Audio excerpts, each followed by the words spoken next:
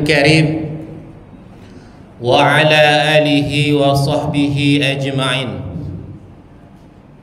اللهم انفعنا بما علمتنا وعلمنا ما ينفعنا وزدنا علما.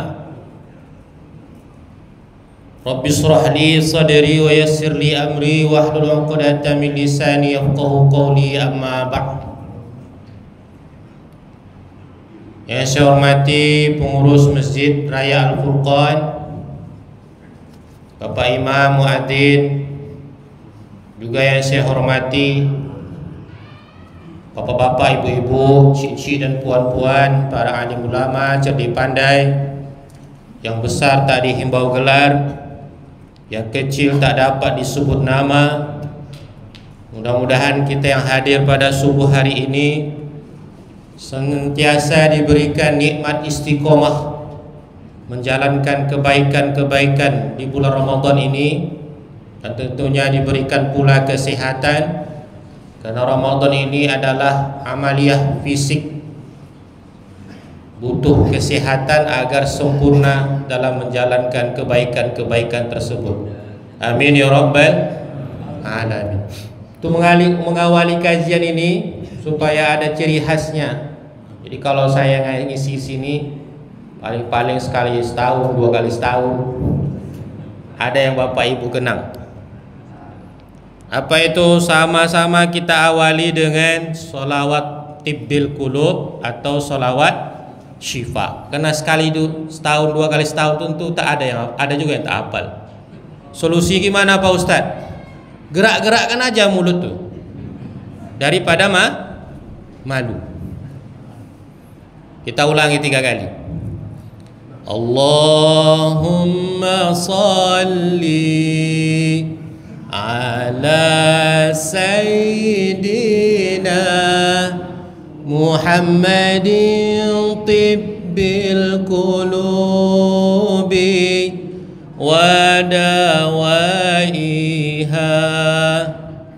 wa afiyatil abdani wa shifaiha wa nuril absari wa diyaiha wa ala alihi wa sahbihi wa sallim. Allahumma salli ala sayyidina Muhammadin tibbil qulubi wa dawaiha wa afiyatil abdani wa shifaiha wa nuril absari wa diyaiha wa ala alihi wa sahbihi wa sallim. Allahumma salli ala sayyidina Muhammadin tibbil qulubi wa dawaiha wa afiyatil abdani wa shifaiha wa nuril absari wa diyaiha wa ala alihi wa sahbihi wa sallim. Dengan solawat tadi Allah sehatkan kita dari seluruh penyakit hati. Dengan solawat tadi Allah sehatkan kita dari seluruh penyakit yang ada di jasmani kita, dan juga selalu membimbing mata kita untuk dapat petunjuk dari Allah Subhanahu wa taala. Amin ya rabbal alamin. Alhamdulillahirabbil alamin. Tentunya hari ini kita sudah masuk hari ke, saya harus tanya dulu karena nggak boleh otoriter Ustadz nih. Siapa tahu di sini ada warga Malaysia dan Brunei, ini baru hari 6. Karena kadang-kadang manusia nih mantap-mantap ijtihadnya. Jiwa dia menjadi seorang mujtahid itu terlalu tinggi. Ingin mengeluarkan pendapatnya. Kalau sebelum-sebelumnya ada yang ikut Muhammadiyah, ada yang ikut NU atau ikut pemerintah, masih ada dasarnya lagi. Tapi yang aneh tuh ada yang ikut Arab Saudi. Kalau dia ikut Muhammadiyah, dia masih bisa minta ulama Muhammadiyah bertanggung jawab di akhirat. Kalau dia ikut NU atau pemerintah, tahun lalu dia masih bisa minta tanggung jawabnya Yakut. Tahun ini Nasaruddin Umar, ya kan? Tapi kalau dia ikut Arab Saudi, siapa yang mau disuruhnya tanggung jawab besok di akhirat? Raja Salman. Tentu ditengoknya KTP kawan nih. Ditengok hidung pesek pula, bukan macam orang Arab. Kulitnya pun lebih dominan hitamnya. Bukan juga macam orang Arab.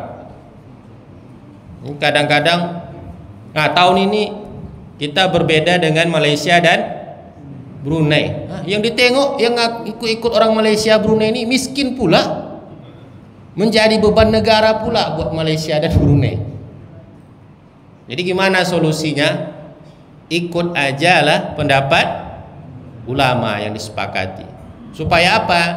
Nanti di akhirat ada tempat kita berlindung dari yaumul hisab. Mudah-mudahan puasa kita diterima oleh Allah Subhanahu wa taala. Amin. Bapak Ibu yang dirahmati Allah Subhanahu wa taala, 7 hari Ramadan ini tentunya menjadi ladang pahala buat kita, sebagai ladang pelatihan juga buat kita. Jangan sampai Ramadan ini hanya terbatas pada rasa lapar dan dahaga saja. Kata Rasulullah, kam min shaimin laisa lahu min siyamihi illa dhama. Betapa banyak orang-orang yang berpuasa, dia tidak dapat apa-apa dari puasanya itu kecuali dari rasa haus saja. Maka puasa ini harus kita realisasikan dalam kehidupan kita. Bukan hanya terbatas dari menahan rasa haus dan lapar saja. Ketika kita berpuasa, telinga kita ikut berpuasa. Ketika kita berpuasa, lidah kita ikut berpuasa. Tangan berpuasa, kaki berpuasa, bahkan hati pun berpuasa. Dari hal-hal apa? Hal-hal yang bisa membatalkan pahala puasa. Dari hal-hal apa? Hal-hal yang bisa merusak puasa. Nah, termasuk yang ingin saya bahas subuh hari ini, tentu harus beda pula saya dengan yang saya gantikan. Saya tengok tadi kitabnya apa tadi? Ustaz Zulhenry ya. Kalau mungkin disampaikan semalam, mungkin saya bawa kitabnya. Tidak dapat yang asli PDF, saya download. Kalau kitab-kitab ulama di dunia ini, terlebih-lebih yang Timur Tengah, itu PDF-nya ada banyak, gratis, tinggal download. Yang penting punya kuota. Ngapa gratis? Karena memang mereka kuliahnya gratis. Beasiswa, punya anak dibeasiswakan lagi, ditambah beasiswanya. Beristri, ditambah beasiswanya. Kalau kita di Indonesia nih, ditambah SPP-nya. Makanya susah cari kitab ulama Indonesia nih yang PDF. Tahu nggak Bapak Ibu PDF itu apa? Yang soft filenya. Kalau Kalau ditanya Pak Ustadz apa kepanjangan PDF, itulah pokoknya. Nah Bapak Ibu yang dirahmati Allah, bulan Ramadan ini pelatihan kita untuk membangun suasana romantis dalam rumah tangga. Karena ada beberapa peluang kita untuk menutupi kekurangan-kekurangan kita di bulan lain di bulan Ramadan ini. Di mana peluangnya? Ketika berbuka puasa dan ketika sahur. Minimal ini peluang kita untuk membangun kembali suasana romantis dalam rumah tangga. Kalau ada yang bilang, Pak Ustadz terlambat, Pak Ustadz bilangnya kami umur 60, 70 dah Pak Ustadz. Tak ada lagi gunanya romantis itu.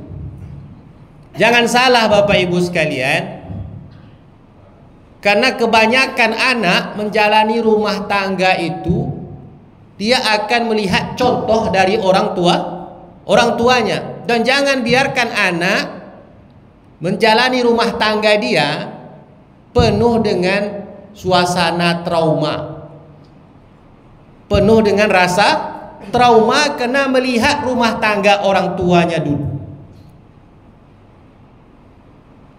Maka dari itu, mari kita contoh Rasulullah Shallallahu Alaihi Wasallam, bagaimana Rasulullah dalam membina rumah tangganya. Yang pertama, Rasulullah itu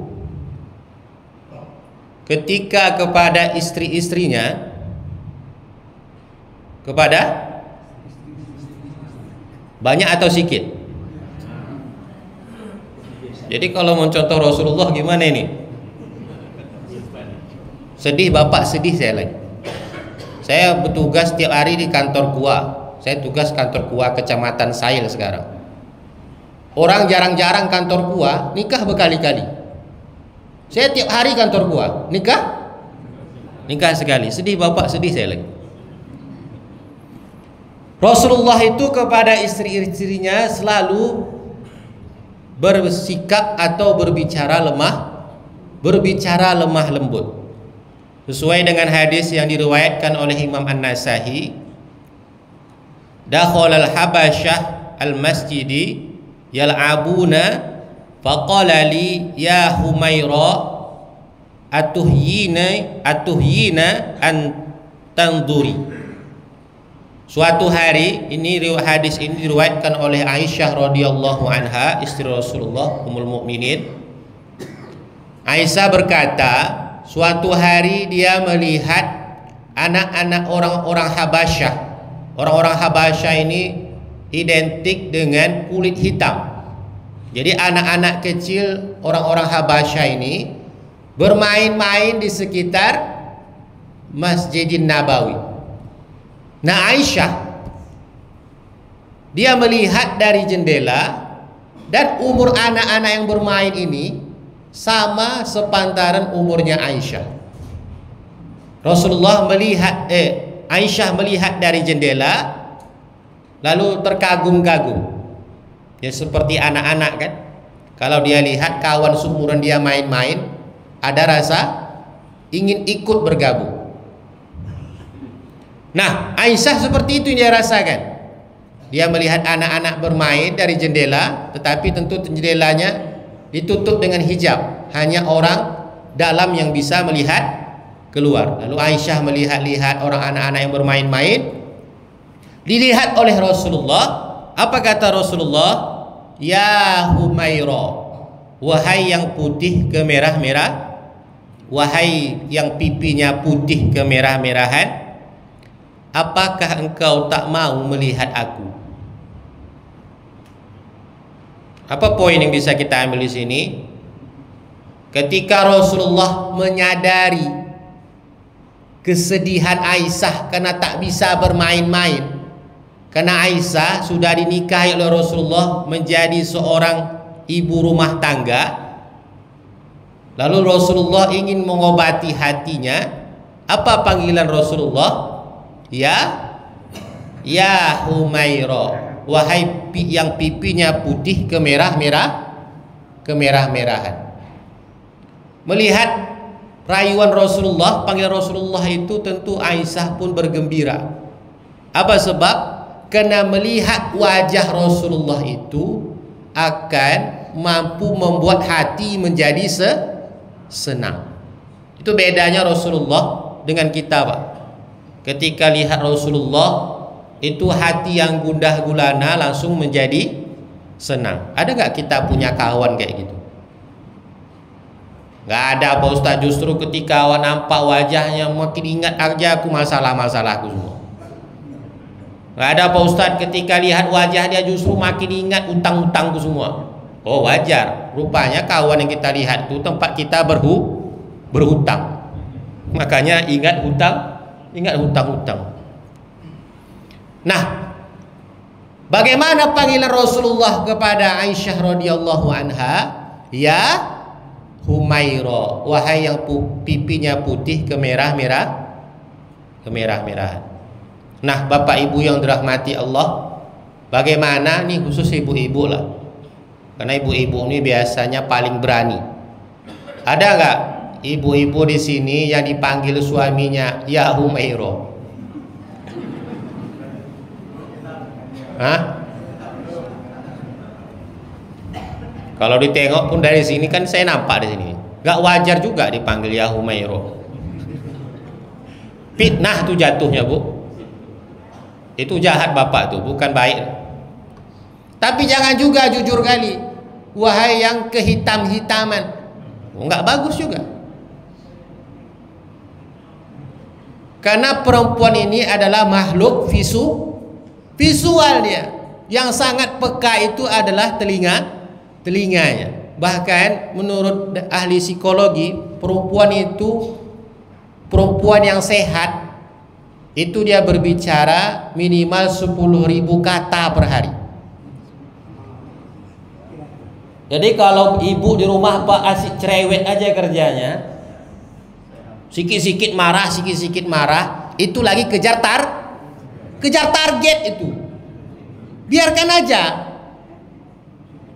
Karena justru kalau dia diam, Bapak harus curiga, Bapak harus khawatir. Jangan-jangan ibu lagi sakit. Memang kadang yang berbahaya itu bukan sakit fisik, tapi sakit psikisnya sakit. Kalau sudah ibu sakit psikisnya, jangankan ibu sakit aja fisiknya. Oh, rumah itu seperti kapal pecah, tidak aman roda kehidupan tuh, Pak. Bapak harus akui, setelah berumah tangga laki-laki itu mengkek, kata orang Pekanbaru. Tahu nggak mengkek? Apa sih bahasa Indonesia yang agak halus sedikit aja? Mengkek. Ini orang biasanya bilang manja itu masih senang dia. Tapi kalau dibilang mengkek kau, masih agak kasar itu kan. Mana ada orang bilang manja kali kau, mengkek kau orang Pekanbaru. Berarti ungkapan manja yang diisi dengan kekesalan. Bapak gak akan mau lagi ambil baju di dalam lemari. Sebanyak itu baju, Bapak akan suruh ibu yang milih. Apalagi penyakit laki-laki nih, apa baju yang dia suka, itu yang selalu dia pakai sampai pudar warnanya. Ngaku lah, ya enggak?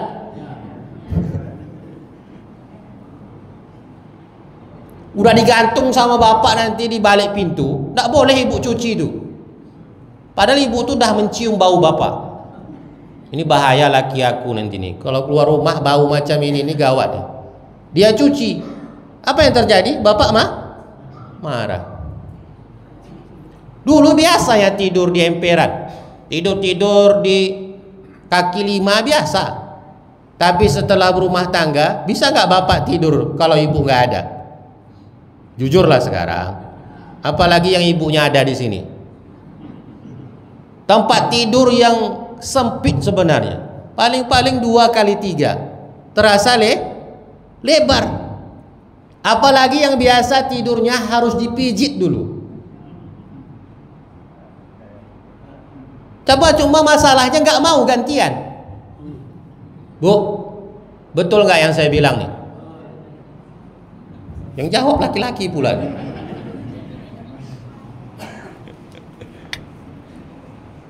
Maka Bapak Ibu yang dirahmati Allah, meskipun kita punya tradisi-tradisi bagaimana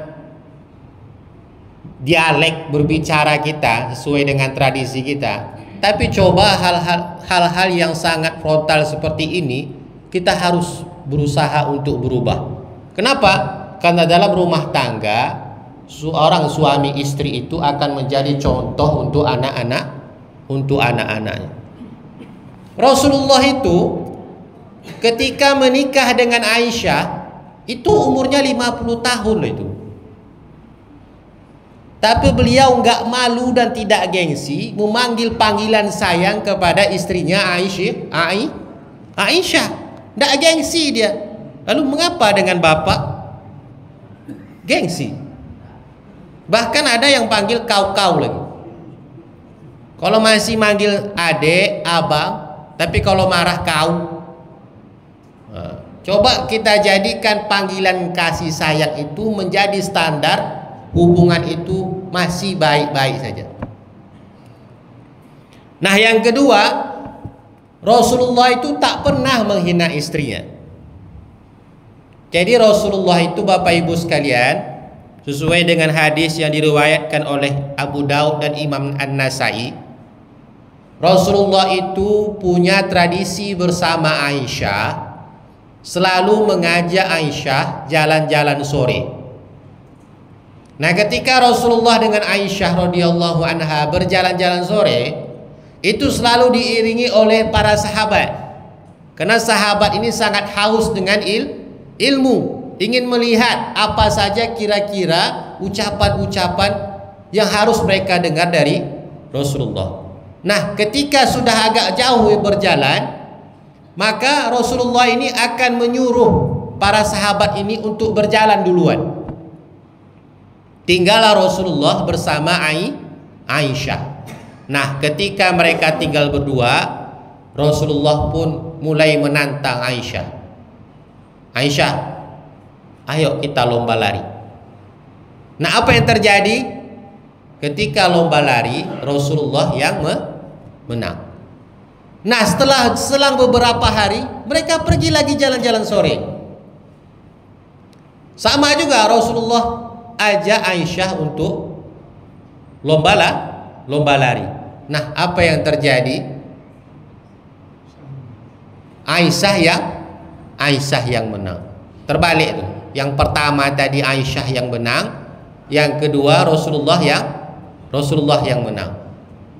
Nah, ketika Aisyah yang menang, ketika Rasulullah yang menang, maka Aisyah menjawab, ya Aisyah akan mengolok-olok Rasulullah. Rasulullah ketawa-ketawa saja. Tapi ketika Rasulullah yang menang, Rasulullah bilang, kali ini saya yang terlalu cepat larinya. Padahal waktu Rasulullah menang, Aisyah merasa pada saat itu dia lagi gendut. Coba kalau kita kira-kira, bisa nggak kita menahan lidah kita ketika melihat pasangan kita sudah berubah bentuk fisiknya? Rasulullah tidak lakukan seperti itu. Ketika Rasulullah yang menang, Rasulullah bilang ketika Aisyah yang menang, Rasulullah biarkan Aisyah untuk membanggakan dirinya. Tetapi ketika Rasul yang menang, Rasul justru mengatakan dia yang terlalu kencang larinya. Rasulullah nggak bilang, itulah makanya dietlah kau. Ini nampak bakso lewat kau makan juga, nampak soto beli juga, lotek beli juga, semua kau beli. Tengok tuh tempat tidur tuh udah retak itu kaki-kakinya. Kalau kira-kira bapak bilang ke ibu, ibu senyum apa enggak kayak gitu? Ngapa dibilang juga? Ini yang dicontohkan oleh Rasulullah. Rasulullah selalu bawa Aisyah jalan-jalan. Ini yang kurang dalam rumah tangga sekarang Bapak Ibu. Banyak perempuan itu dibatasi aksesnya keluar, tapi suaminya tak pernah mau mengajak jalan-jalan. Siapa yang mau tahan bertahun-tahun dikurung aja di rumah? Dari urusan dia cuma kamar, dapur, kasur, apa tadi? Kamar, kasur juga ya. Dapur, kasur, itu aja urusannya. Sumur. Masih ada sumur sekarang. Nah, itu ngapa saya bilang? Sekarang rata-rata orang sumur bor kan. Ada lagi yang pub. Jadi nggak masuk hitung sekarang. Dapur, kasur, dapur, kasur. Soal masak, soal hubungan. Itu aja. Sementara bapak nggak mau diam di rumah. Pulang kerja nanti nongkrong. Atau masuk Sabtu Minggu di hari libur. Ini masih 10 menit lagi kan? Ya. Masuk waktu libur, bapak pergi mancing. Ibu Senin sampai Jumat dapur kasur, dapur kasur. Sabtu dapur kasur. Minggu, padahal ibu juga butuh perhatian. Saya udah banyak saya jumpai, karena memang saya kerja di kantor KUA. Rata-rata kebanyakan terjadinya perceraian itu perempuan yang mengajukan. Dan banyak juga alasannya selain karena kurangnya nafkah, juga kurangnya perhatian. Kita ini terkadang bapak sekalian terlalu egois menjalani hidup. Coba kalau kita yang disuruh mencuci, coba ibu dulu buat ke bapak, Pak, seminggu nih bapak dulu yang menyuci, seminggu nih bapak dulu yang masak.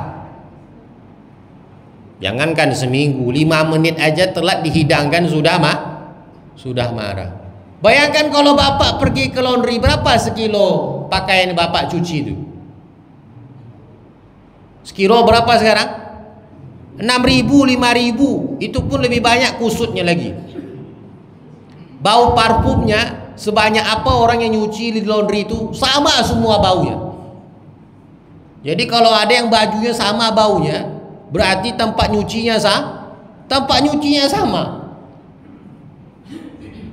Nah, terkadang kita harus rela mengalah, karena Rasulullah pun seperti itu. Kata istri Rasulullah, "Fama zala ya'tadiru ilayya." Rasulullah itu selalu meminta maaf.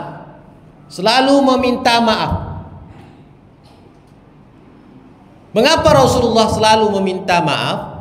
Yang menyebutkan hadis ini adalah Ruqayyah.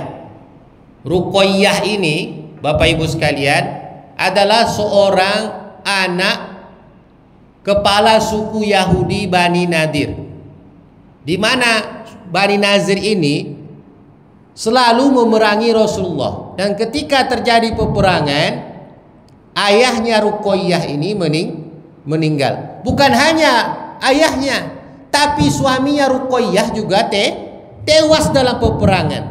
Ruqayyah saat itu menjadi harta ghanimah, harta rampasan perang. Lalu oleh Rasulullah, Ruqayyah menjadi harta ghanimah bagiannya. Lalu dinikahi oleh Rasulullah. Pertama sekali yang diucapkan oleh Rasulullah hingga sepanjang hidup Ruqayyah, apa kata Ruqayyah? "Famazala ya'tadiru ilayya." Rasulullah selalu meminta maaf.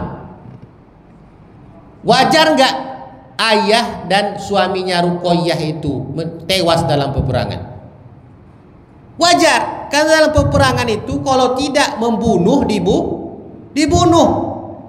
Belum lagi ayah dan suaminya adalah musuh Islam, musuh Rasulullah. Tapi pun begitu, Rasulullah itu memahami secara perasaannya. Dia selalu meminta maaf kepada Ruqayyah. Seorang nabi, rasul yang maksum, tak punya salah. tapi tidak gengsi, selalu meminta maaf. Nah, Bapak Ibu sekalian, kira-kira hari ini atau kapan terakhir Bapak meminta maaf sama ibu? Ibu-ibu memang yang jawab, tidak ada. Rasulullah tidak gengsi meminta maaf. Nah, terakhir, ya kan? Ya, pas terakhir. Kita balik lagi kisah nih. Tadi bagian ibu-ibu, sekarang bagian bapak-bapak, biar adil. Jadi Bapak Ibu sekalian yang dirahmati Allah Subhanahu wa taala, ketika terjadi Fathu Mekah setelah 13 tahun Rasulullah hijrah dari Mekah ke Madinah, tahun ke-13 Hijriah itulah Rasulullah akhirnya bisa membebaskan kota Mekah. Kata yang bagus itu membebaskan, bukan menaklukkan. Karena Rasulullah pun membebaskan kota Mekah terhindar dari pertumpahan darah dengan cara yang damai. Siapa yang di rumah Abu Sofyan aman. Siapa yang berlindung di Ka'bah aman. Aman semuanya tanpa pertumpahan darah. Nah, ketika terjadi Fathu Mekah, itu orang-orang muhajirin yang memang asalnya dari Mekah, mereka kembali ke rumahnya masing-masing. Mereka lihat mana rumahnya dulu, rindu mereka. Sebanyak itu orang muhajirin, hanya Rasulullah yang tak langsung melihat rumahnya. Di mana Rasulullah? Rasulullah justru pergi ke makamnya Khadijah. Orang lain pulang ke rumahnya melihat sanak keluarganya, Rasulullah enggak. Dia justru ke makam Khadijah.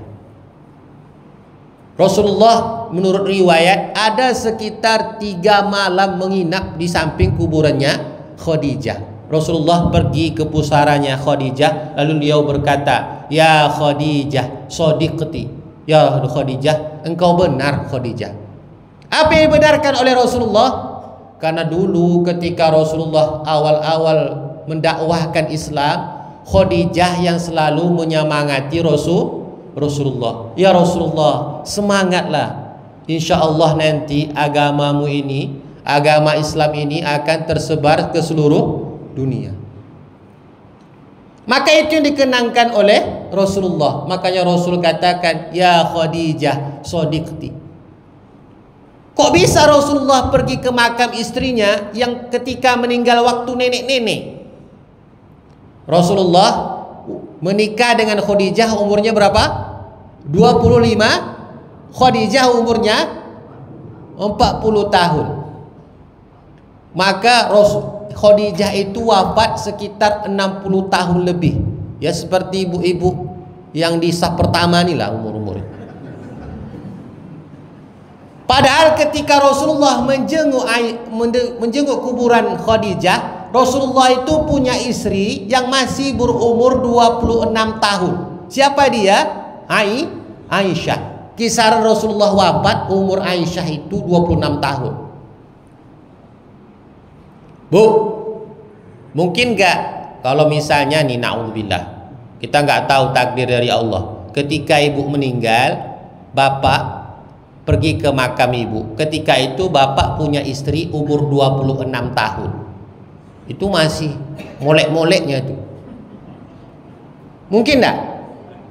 Enggak. Udah pesimis. Mengapa Rasulullah ini tak melupakan Khadijah? Karena Rasulullah selalu mengingat jasa-jasanya Khadijah. Pernah suatu hari, di saat Rasulullah awal-awal diangkat menjadi seorang Rasul, itu orang-orang Arab jahiliyah kafir Quraisy sangat membenci dakwah Rasulullah. Nah suatu hari ketika memikirkan bagaimana metode dakwahnya, Rasulullah pergilah menggembala kambingnya, yang kambingnya itu seluas satu lembah. Satu lembah itu sama dengan seukuran Masjidil Haram sekarang. Banyak agak kambing itu. Ketika beliau gembala itu, datanglah orang Badui, orang-orang Arab pedalaman. Orang-orang Arab yang lugu. Apa kata orang Arab nih? Aduh, enak betul kalau punya kambing sebanyak ini. Rasulullah dengar apa Rasul bilang? Mau punya kambing seperti ini? Maulah, ada syaratnya. Apa syaratnya? Ucapkan asyhadu an la ilaha illallah. Ketika orang Arab Badui ini katakan syahadat, Rasulullah langsung kasih kambing yang seluas lembah sebesar Masjidil Haram tadi. Kambing siapa itu?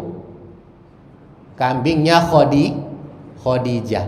Sampai ke rumah, apa kata Khadijah? Ya Rasul, mana kambing tadi? Sudah saya serahkan sama orang Arab Badui, karena dia mau mengucap 2 kalimat syahadat. Apa kata Khadijah? Ya Rasul, masih banyak kambing kita, cari lagi orang Arab Badui yang lain.